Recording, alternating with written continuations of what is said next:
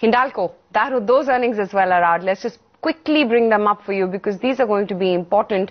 Hindalco has posted 248 crore rupees versus the ET Now poll of 320 thereabouts. So again, expectation performance from Hindalco as well. I just want to bring up the other estimates as well to match up how the performance has been for Hindalco this time around. Just going by the PAT performance, this doesn't look like a great quarter for them. 248 versus a comparable of 482.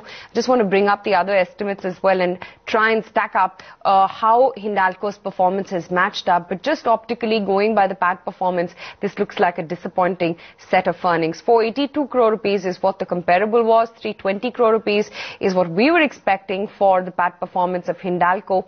And Hindalco's top line, let's just bring that up for you. While PAT, of course, is disappointed, the sales figures, they have come in a little higher than street expectations. 8,360 crore rupees is what Hindalco has delivered by way of their top line performance.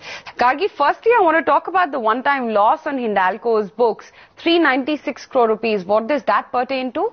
Well, we'll get the details on that, Aisha, but that's the main reason why we have seen the decline coming in terms of the reported net profit levels. But the number, let me break it down into revenues and operating margins. Firstly, the revenue number, 8,435 crores is what they've posted. We didn't expect that kind of a number. In fact, we had expected close to 7,500, but that number is a beat. Of course, the alumina volumes and the alumina realizations probably have supported the revenue number this time around. Talk about the operational performance.